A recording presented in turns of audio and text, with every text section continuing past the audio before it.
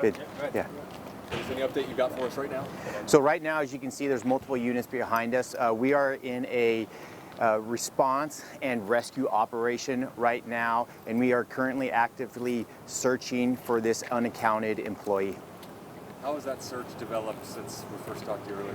So last night, operations ended about 4 o'clock. I can tell you that we have activated our emergency management team, and this is a perfect situation why we'd use this in a huge incident like this. That means we're going to be having our urban search and rescue teams out here, that our dogs are going to be activated. As you can see, that our drone is up, and we are currently searching for this individual. Talk to us about the safety concerns for you and your crew. Yes, absolutely. That's a great question. So the safety concerns is this is a partial roof collapse right now, so we are worried about secondary collapses. So we are working alongside structural engineers, our partners, our stakeholders, to make sure that our members are safe to go inside. Like I told you, that our dogs for the urban search and rescue are going to be coming back to the scene like they were here yesterday, and they will be searching this structure also. Why is it a lot safer for a dog to maybe enter than a human? I know it may be an obvious question. Right. Our viewers might have that question. So these dogs are trained for that. They can scent, they can smell, they can get in there, they can get in positions. There are pockets in there where dogs can get in that we can't get a camera. We have used our drones. We have 2 types of drones. Our drone team here, we've got an elevated position, and we actually used a drone that we are able to fly inside the building a little bit and search for this individual.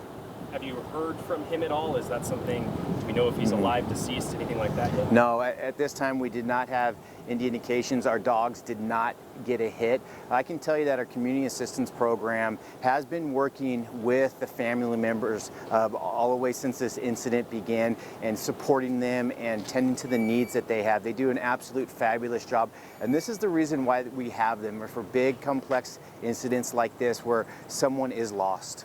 Can you just sort of rehash what's happening right now? When did this incident start, and what are y'all doing right now? Right, so last night a little bit before 9:30 a.m., firefighters were dispatched obviously to this area, 43rd Avenue and Van Buren, for reports of a structural collapse. Immediately they got on scene and they saw a debris field.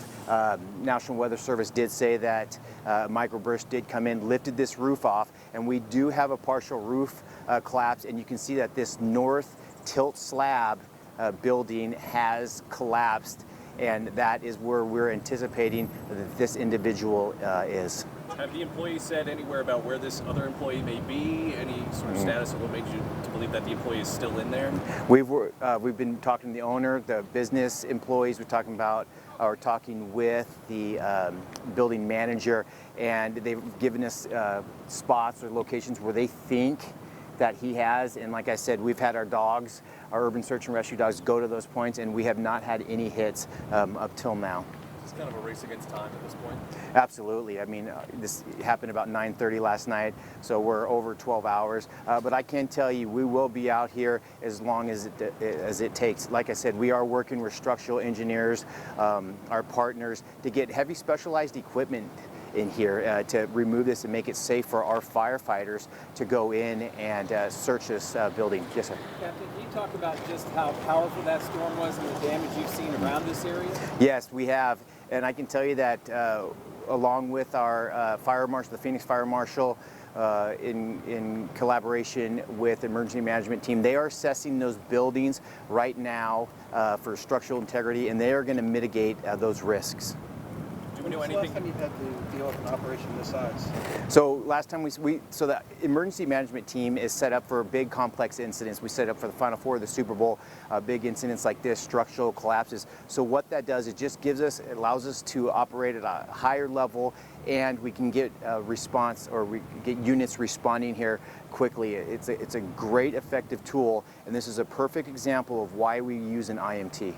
Do you know anything about the worker, the age? Does he have a family? I can tell you that it is a male. I'm going to reiterate, because it's so imperative that our community assistance programs, they do a fabulous job. They have been working with this family the entire time that this incident kicked out. They were kicked out with our initial dispatch because we knew this was going to be a very dynamic.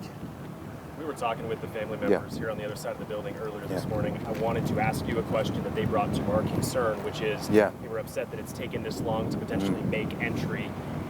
I know it's a tough situation, but is there anything you can say to that? So we have made entry. So we have made entry. Our urban search and rescue dogs, they are members like us. If something happens to them, it's just a big situation. So those members have, or I like to call them members, those dogs have made a interior search, what we call a primary search. We also have had our technical rescue members use their cameras. They have specialized cameras and they can get in there and see. Our drone team, like I told you, our drone run program did an absolute fabulous job getting a view of this from an aerial position, and we actually had one of our drones fly into that building and get deep in there and assess the situation. Does it get easier or more difficult as the light comes up? Also, that brings some Yeah. heat. Does it get easier in the daytime than it was overnight? Absolutely. And so we stopped at about 4:30 last night.